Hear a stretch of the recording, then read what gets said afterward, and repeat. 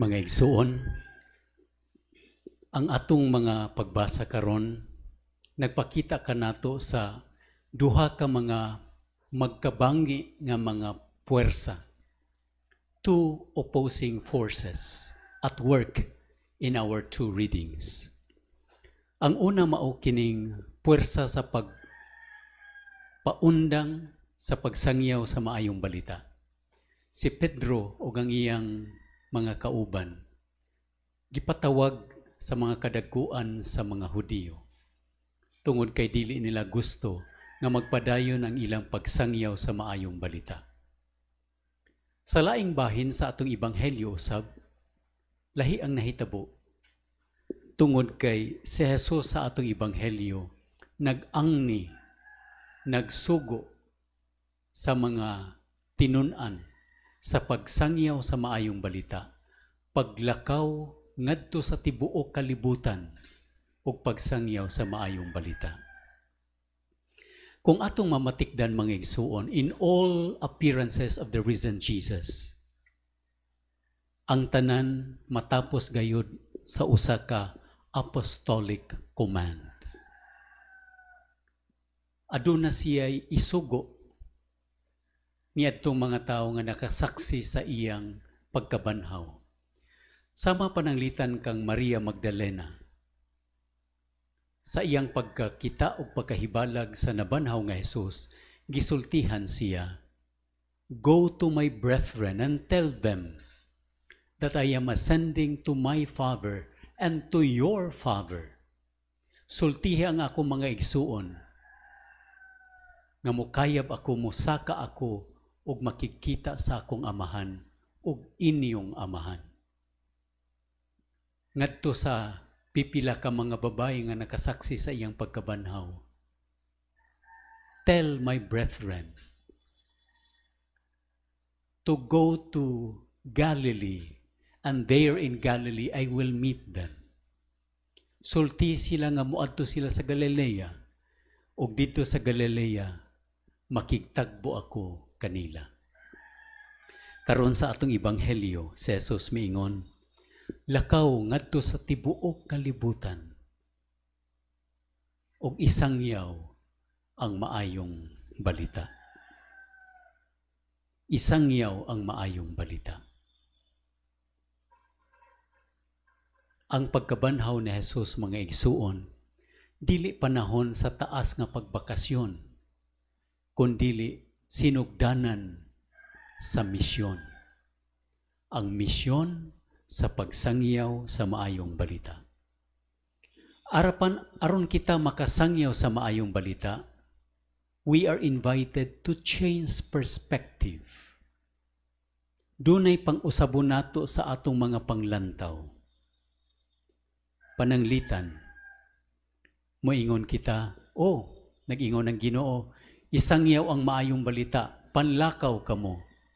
Apan nganong ni aramang kita sa atong tagsa-tagsa ka mga balay.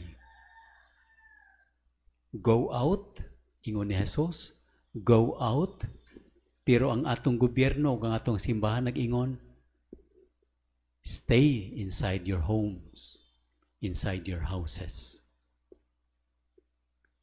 Dili ba mga igsuon pwede kita magsangyaw sa maayong balita kung magpabilin kita sa atong tagsa-tagsa kapanimalay? Tingali ang buti pasabot ni Jesus karon sa atong kapanahunan nga sa dili pa kita mulakaw ngadto sa uban nga mga dapit aron magsangyaw sa iyang maayong balita. We have to have a first-hand experience of the presence of God in our own families. Aron mahimo kitang mga katuuhan nga mga magsasangyaw, for us to become credible witnesses of the resurrection, we should have an experience of God's goodness in our families, in our homes. Our home is the first school of love. Ang atong mga panimalay, ang atong mga pamilya, mao ang unang tunghaan, ang unang eskwelahan sa paghinigugmaay. It is the first training ground of discipline and sense of responsibility. Diha kita makakaton sa disiplina sa atong tagsa-tagsa kapanimalay. Diha kita mahasa sa pagtrabaho, paghimo sa atong kaugalingon nga mga responsable nga mga tao. Sa laktod nga pagkasulti, ang atong gamay nga simbahan, ang atong tagsa-tagsa ka pamilya, ang atong tagsa-tagsa ka banay, mao ang unang dapit sa evangelization, sa pagsangyaw sa maayong balita. Mahimo kitang katuuhan nga magsasangyaw sa maayong balita kung kita nakasinati sa kaayo sa Ginoo sa atong tagsa-tagsa kapanimalay. Gawas sa pamilya, gidapit usab kita pagsangyaw sa maayong balita, ginamit ang social media. Sa akong gikaingon, in order to evangelize, we need to change perspective. Tingali sa una, we have so many prejudices and biases about social media. Nga dili siya maayo para sa atong kaugalingon ug sa katilingban. Apan sa nahitabo karon niining mikaylap nga virus sa atong katilingban, atong nakita ang kaanindot nga gihatag sa social media kanato. Napakaylap nato ang maayong balita pinaagi sa atong nagkalain-lain nga media platforms. Pinaagi sa internet, pinaagi sa Facebook, ug uban pa nga mga kahimanan. Tinuod gayod that social media can be an effective means of evangelization. Apan ang hagit alang kanato, yes, it is an effective means of evangelization, but it is also an area to be evangelized. Karon sa nahitabo nining COVID-19, ingon og gisanctify sa Ginoo ang social media. Ang mga websites nga atong pagabuksan kasagaran, mga websites about God, about religion, about the celebration of the masses, mga Eucharistic celebrations, mga pag-ampo, santos nga misa, mga maanindot nga mga pakigpulong, mga talks about God.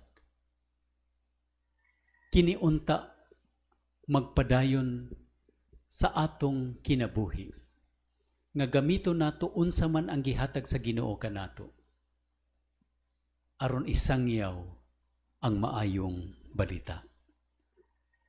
Pamilya, social media, mga maanindot nga mga areas of evangelization. Ang ikatulo, mga igsuon, nga posible nato nga area of evangelization ug sa atong misyon, mao ang atong mga trabaho. Karon atong mamatikdan nga naglisod kita sa atong mga pagkaon tungod kay nawad-an kita sa atong mga trabaho. Daghan na balaka kanato kung unsay mahitabo sa umaabot nga mga adlaw ug mga semana. Apan mga igsuon, pinaagi niining mga panghitabo karon, kita makakat-on niining gipakita sa Ginoo kanato. Our work should not only be to earn a living. Ang atong trabaho dili lang aron kita makatigom o mabuhi.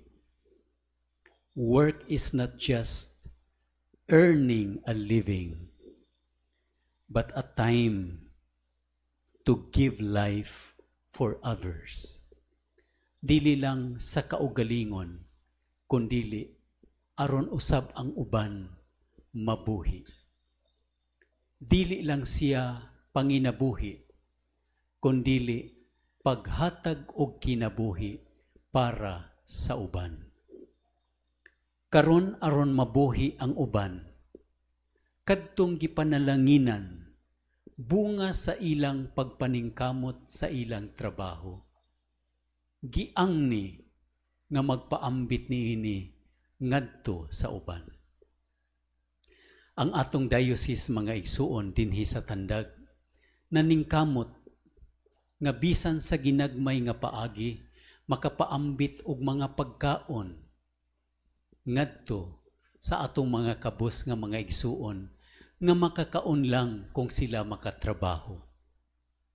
Mao nga nanawagan ako kaninyong tanan dinhi sa diocese sa Tandag sa mga kasilinganan nga mga dapit o bisan asa nga dapit sa kalibutan.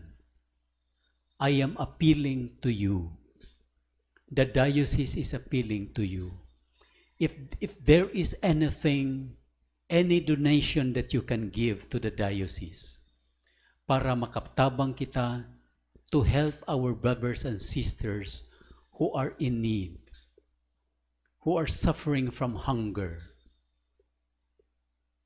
Malipay kami nga mudawat sa inyong mga tabang.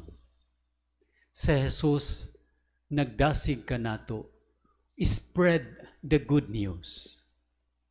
Not the virus, but the good news. The good news of God. The good news. Ang maayong balita nga gikan sa nabanhaw nga Jesus. Dili nato i-spread ang virus. Dili lang ang virus nga gikan sa COVID-19. Kundili ka ng virus of indifference. Virus of selfishness. Let us spread the Christian values of self-donation, self-sacrificing love. Kay pinaagi niini, dili lang kita mabuhi, kundili mabuhi usab ang uban. Ug ang paghatag og kinabuhi sa uban, pinaagi sa atong pagtabang sa ilang mga panginahanglan, is our effective way of proclaiming the good news. Og atong natuman ang giingon ni Jesus, lakaw kamo sa tibuok kalibutan, og isangyaw ang maayong balita. Amen.